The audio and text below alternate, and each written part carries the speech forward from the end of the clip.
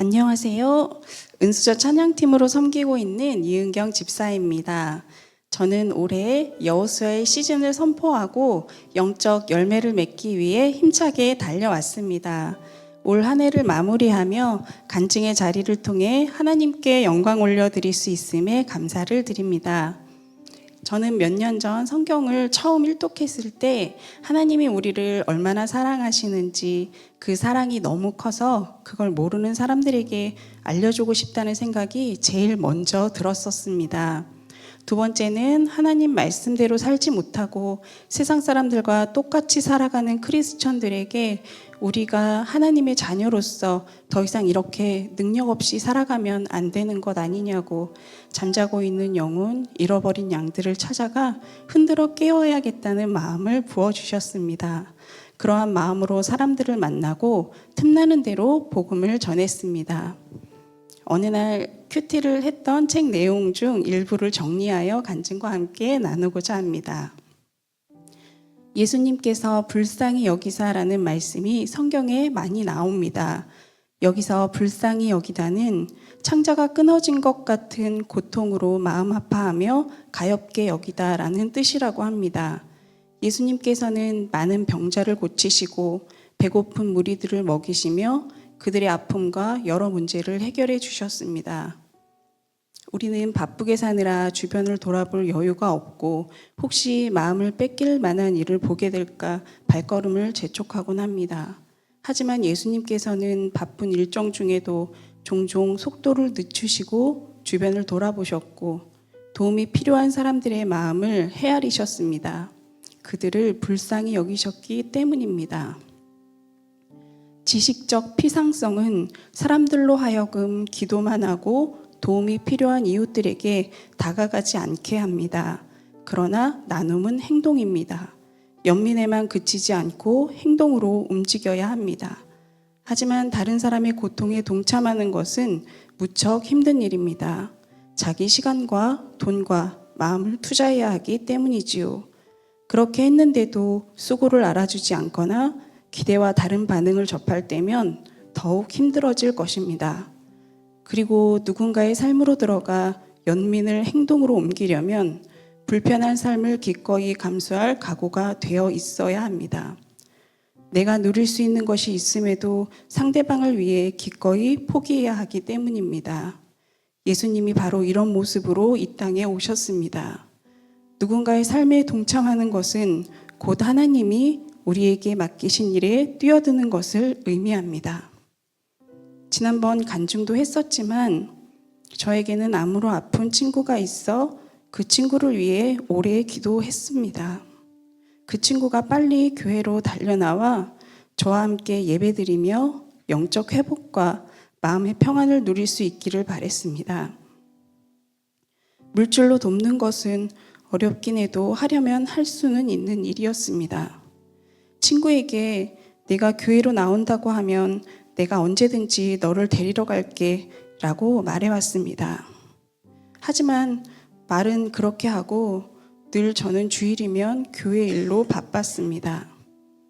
그렇기 때문에 친구에게 전화가 오기 전까지 늘 하던 것처럼 교회 일을 해왔습니다. 저는 복음은 전하되 몸이 불편해 혼자 나오기 힘든 그 친구에게 적극적으로 교회 나오라고는 말하지 못했던 것 같습니다. 그날 큐티를 하며 제가 하고 있었던 일들을 다 내려놓더라도 불편하고 힘듦을 각오할 수 있는가라는 질문에 제 민낯을 보는 것 같아 참 많이 울었습니다. 그날 하루 종일 하나님께 기도하며 어떻게 해야 하는지에 대해 물었습니다. 한시라도 급한 친구를 위해 당장이라도 하고 있던 교회의 모든 일을 내려놓아야 하나 하는 생각이 들었기 때문입니다.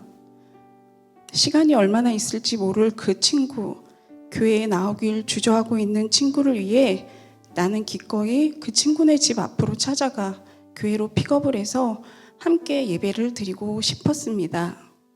하지만 제가 하던 일들을 하루아침에 다 내려놓는다는 것이 말처럼 쉬운 일이 아니기에 하나님께 묻고 또 물었습니다. 다음날 큐티를 하는데 레위기 23장 22절 말씀, 너희 땅의 곡물을 벨 때에 땅 모퉁이까지 다 베지 말며 떨어진 것을 줍지 말고 그것을 가난한 자와 거류민을 위하여 남겨두라. 나는 너희의 하나님 여호와이니라. 누구나 도울 수 있지만 상대방의 방식대로 돕기는 쉽지 않습니다. 하나님께서는 추수 후 일부러 이삭을 남겨두게 하셨습니다. 땅이 없는 자들이 추수 후 들어와 곡식을 걷어갈 수 있게 하기 위해서입니다. 이삭까지 모두 걷어 잘 빻아 부대에 정성스럽게 넣어주면 더 좋을 것 같은데 왜 일부러 남기게 하셨을까요? 그것은 단순히 적선이 아닌 그들이 직접 수고하고 걷어감으로 그들의 자존심을 세워주게 하기 위함입니다. 이날 말씀을 통해 남을 도와줄 때에도 나의 일방적인 방식이 아니라 그들의 필요에 따라 도우라는 말씀을 통해서 저는 조금 더 기다림을 선택하는 것이 맞겠다고 생각했습니다. 마음이 조금 더 열려서 자발적으로 나오겠다고 할 수 있을 때까지 기도하며 조금만 더 기다리자. 그리고 더 자주 연락하고 더 살펴보아야겠다고 다짐했습니다.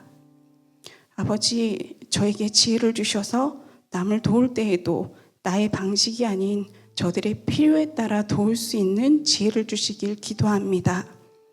그날 친구에게 전화를 했는데 오랜 항암 치료로 인해 손과 발의 감각이 다 사라져서 걷다가 발이 꼬였다며 그래서 넘어져 뼈에 금이가 깁스를 하고 있다고 하더라고요.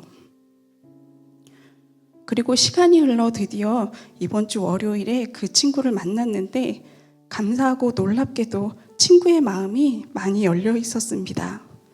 여러 이야기 중에 성경은 좀 읽고 있는지 묻자 요즘은 좋아하는 드라마도 집중해서 보기가 어렵다는 말을 하더라고요.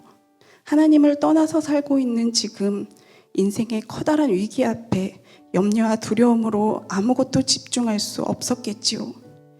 문제만 보다 보면 그 문제가 얼마나 커 보이는지, 커다란 산과 같은 문제 때문에 염려와 두려움도 더 커지게 되지 않습니까? 저는 제가 그랬던 것처럼 그럴 때일수록 나의 불안한 생각이 아니라 주님의 생각으로 덮어야 한다고, 물론 쉽진 않겠지만 힘들어도 문제가 아닌 주님께 초점을 맞추고 흐트러지면 또 맞추어 주님의 생각으로 덮을 때 두려움이 아니라 평안이 찾아온다고 이야기해 주었습니다. 주님이 함께 하신다는 믿음이 있으면 사망의 음침한 골짜기에서도 두려워하지 않을 수 있고 아무것도 없을지라도 풍족할 수 있는 믿음의 부요함이 바로 그리스도인의 특권이요 복임을. 그랬더니 친구가 너무도 감사하게 그동안 잊고 있던 아주 오래전 교회를 다니며 하나님 안에 있었을 때 누렸던 평안을 기억해냈습니다.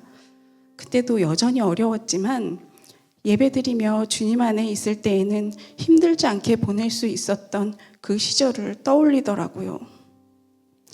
너는 하나님을 떠났을지라도 하나님께서는 한 번도 너를 떠난 적이 없고 아직도 내 손을 붙들고 계시다고. 그 하나님의 사랑이 얼마나 큰지 주님을 생각만 해도 너무 감사해서 나는 눈물이 난다고.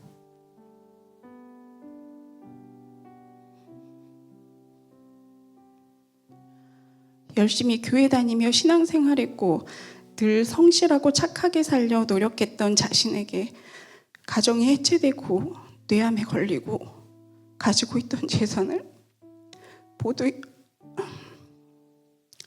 잃는 어려움 속에서 하나님을 원망하며 떠났고 세월이 흐른 지금 이제 조금 살만해지니 또다시 악성 유방암에 걸려 직장도 못 다니고 수입도 없이 언제 끝날지도 모를 항암 치료를 하며 홀로 병과 싸워야 하니 얼마나 힘들겠습니까? 그렇게 하나님을 향한 불평, 불만, 원망을 쏟아내던 친구의 입술에서 감사한 것들을 손꼽아 이야기하며 또한 저를 자기에게 보내주신 하나님께 감사하다고 고백을 하더라고요. 그러면서 제가 다니는 교회에 나가보고 싶었다고, 지금은 체력이 조금 되어 크리스마스 때는 꼭 교회에 나가고 싶다고 하더라고요.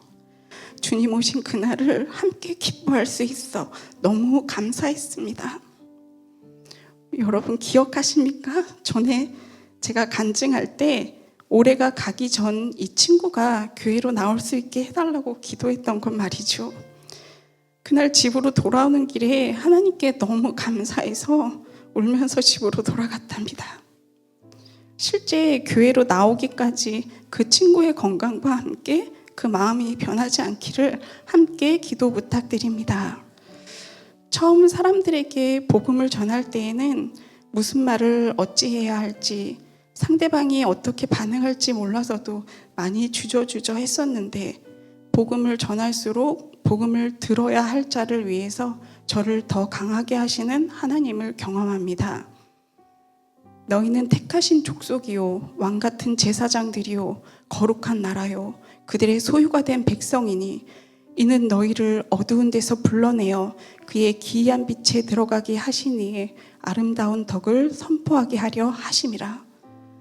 어두움 가운데 있던 저를 불러주시고 주님의 자녀 삼아주신 그 은혜를 감사하며 우리 모두가 각자의 삶의 모든 부분에서 하나님을 닮은 선함과 거룩함, 정결함을 회복하여 정말 가만히 있어도 빛이 나서 사람들이 따라올 수밖에 없는 선교적 삶을 살아낼 수 있기를 기도합니다.